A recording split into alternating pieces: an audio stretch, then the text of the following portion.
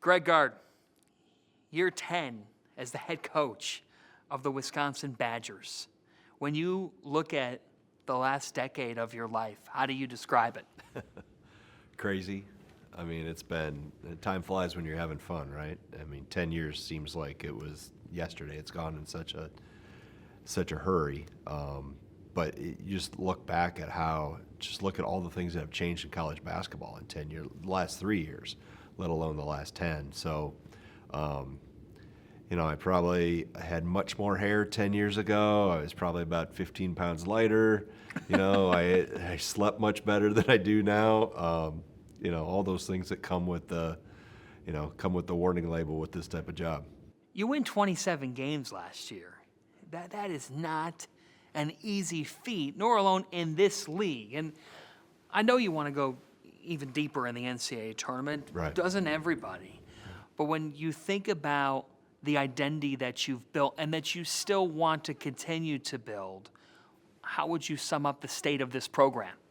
I think we're in a really, really good place. I mean, we have adapted and adjusted both on the court and off the court. And I don't see under the hood of every other program, but I'd put us up against anybody in the country in terms of how we've evolved and adapted. And obviously the one that gets talked about is the offensive evolution. We go to score 80 points a game, which hadn't been done in Wisconsin since the 70s, and you win. Now, they scored 80 points a game in the 70s, but they weren't winning 27 games. So you were able to win at a high level and score and have another player get drafted in John Tonje and help him get on the map, so to speak.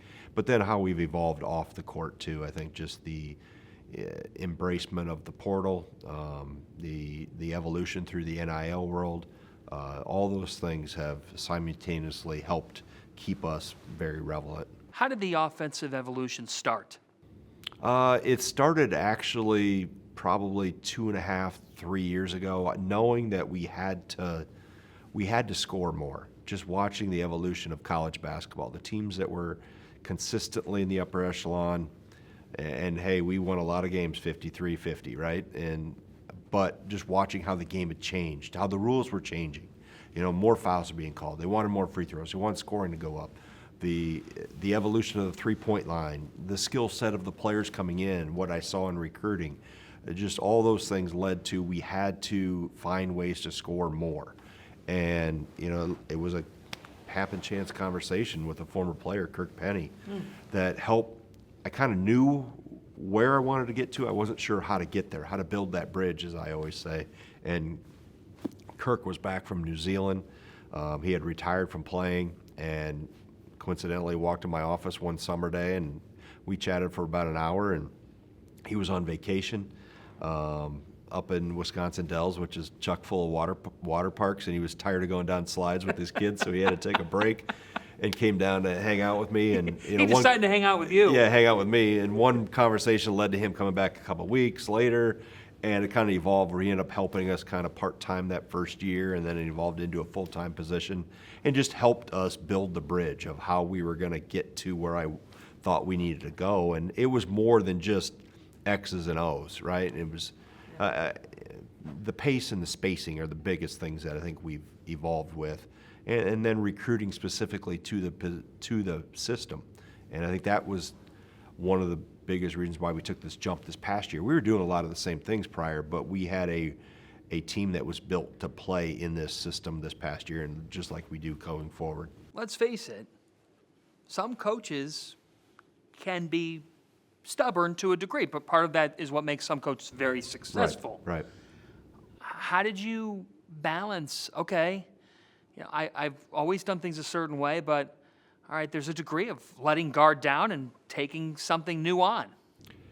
Yeah, and I was born and raised in this profession by a guy that stuck to his guns no matter what, in Bo Ryan. I mean, it was swing offense, it was man-to-man defense come hell or high water, right? You never brought something different to a meeting. No, well, you could, you try, yeah, you'd get, I wouldn't say what you got called. You'd be heading down a water slide. Exactly.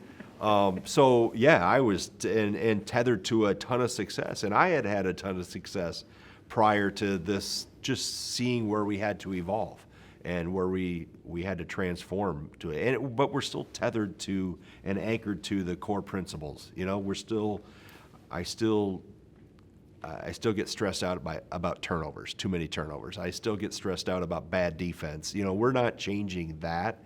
We've just kind of evolved in a way offensively that, and again, the two major things are the spacing that we use more on the floor and the pace at which we play with. If we went into a dictionary and we looked up John Blackwell, what would the definition be? Stoic. I mentioned when we were off camera here, I said he's like a duck, right? He's calm as he's floating above water, but underneath, you see that paddling going on like crazy. And I never see John get too high or too low. But I know underneath the hood, there's a killer mentality, but he does it with a stoic face, you know, and he's now taken a jump, not only in his game, but in his mentality of dominance. Like, he can take over a game, and I've watched that in practice just with his evolution, the strength he plays with, the power he plays with, much like John Tonje did a year ago. I have seen that evolve in Blackwell's game. You've said he has a more dominant mentality. How do you make that translate at its best on the court? Take over when take over is needed. You know, I think that's the biggest thing. Like, you know, when the game's on the line, the ball is mine. Like, I'm going to put us across the finish line. And that's where I saw a little bit of it last year, but he also was kind of in the shadow to a degree with Tonje. But now he knows it's the time for him to, as I say, you've crossed halftime of your college career, right? You're now a junior. It's time to play like a grown man.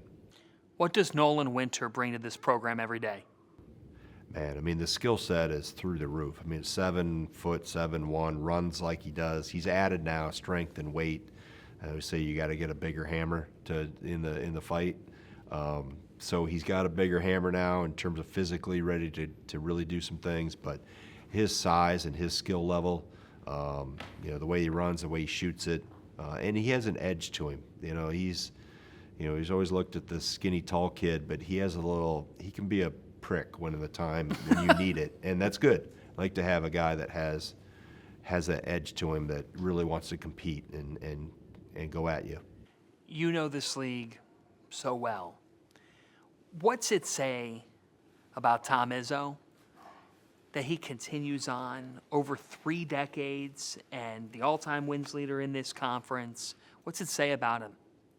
Well, he obviously doesn't have any other hobbies that he wants to go do. But no, I mean, Tom has done, and he's become a great friend and has been a great mentor for me. It won't be done. I don't think you'll see coaches at one place for 40 years and being a head coach, but he's another one that he's evolved in his own subtle ways, but he's been anchored to what he always believed in. But for him to have the consistency, just when you think Michigan State's down and out, they're not, right? They're always bouncing back, and by January, he's usually got them humming if anybody has any doubts in November or December. But for him to be able to do that, I mean, he is Michigan State. I mean, you think Michigan State, you think Tom Izzo and what he's done for not only that basketball program, and, you know, he had to take over for a legend in his own right in Judd Heathcote. So that's where his ability to help me taking over and you know, having to follow behind Bo, he had walked that, you know, several years ago behind Heathcote. So much different era, you know, social media wasn't at play, but what he's done for that program, what he's done for that university, what he's done for the state of Michigan, you know, what he's done for the game of basketball. It'll be a really, really sad day in college basketball the day Tom Izzo decides to stop coaching.